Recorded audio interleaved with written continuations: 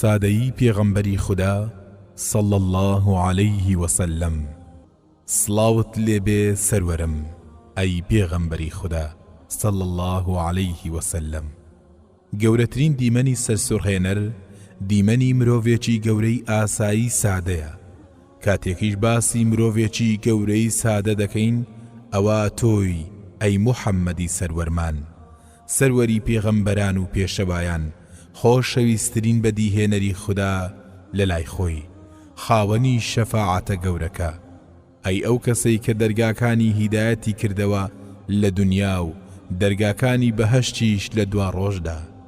لەگەڵ ئەوەشدا لە ژیانتدا ئەوانەی دەوروبەرت هەستیان کردووە کە تۆ یەکێکی لەوان، بە جۆرێک کە هاوڵانت بڵێن لەوەتەی موسڵمان بووم هەرگیز پێغەمبەری خوددام نەدیوە مەگەر بە زەردەخەنەوە نەبێ، و یەکێکی تر دەڵێ هەر کات لەگەڵ موحەممەدی سەروەرمان دانیشتوم هەستم کردووە کە من خۆشەویستترین کەسم لەلای.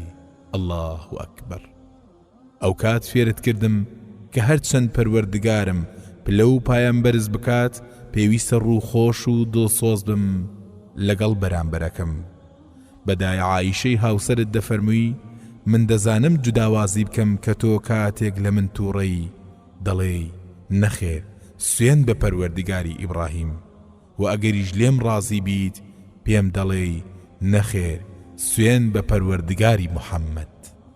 سەرڕای ئەوەی کە تۆ پارێزراوی لە هەڵە و هەر ئەو بوو کە تۆی بێزار دەکرد، بەڵام فێرت کردم کە کەسی سادە لەگەڵ خۆشەویستانی ئەو جوداوازیە ناکات کە چێ هەڵەیە، هەمیشە دڵتەنگبوونی خۆشەویستەکەی لەلا ناخۆشە.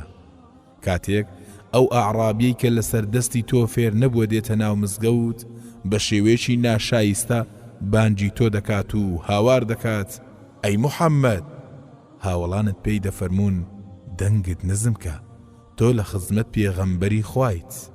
اینجا هاوڵانت سەرسام دەبن بەوە کاتێک تۆ لە دوورەوە وەرام دەدەیتەوە و دەفەرمووی فەرمان بکە لە خزمەتت دام.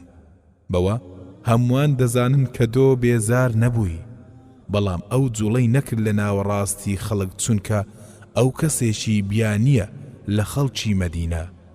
ئەو کات فێرت کردم کە یەکێک لە بنەماکانی سادەی ئەوەیە کە ئارام بگری لەسەر هەڵەی ئەو کەسەی فێر نەکراوە، یاخود ئەو کەسەی گوێ نادات بە شتێکی لەو جۆرە. کاتێکیش پیاوێکی هەژار و دەستکورد کە ماڵی لە تۆوە دوورە داوەتت دەکات بۆ مەرەگەیەک و خواردنێکی سادە، تۆ ماڵ و حاڵی خۆتی بۆ بەجێ دەهێڵی و دەڕۆیە ئەو شوێنە دوورە بۆ ئەوەی دڵنەوایی بدەی، بۆ ئەوەی فێرم بکەی کە جوانی لە داوەتکردن بە گەورەی خواردن نییە، بەڵکو بە نەفسێکی پاک و ڕووخۆش و سادەیە. ئەو کاتەشی منداڵێک کە هەر لە خانەوادەکەی تۆشەوە نییە دێتە لات و تون دەستت دەگرێ لەو کاتەی لەگەڵ هاوڵانت دانیشتووی، وەکەوەی پێت بڵێ حەز دەکەم پێغەمبەری باوکم لەگەڵمدا بێت و شتێک بکڕین لە دوور و خەڵک بمبینێ کە لەگەڵیدا دەڕۆم و دەستی گرتووم. تۆ لەگەڵیدا دەڕۆی و دەستی بەرنادەی تا ئەو کاتەی تەواو دەبێ.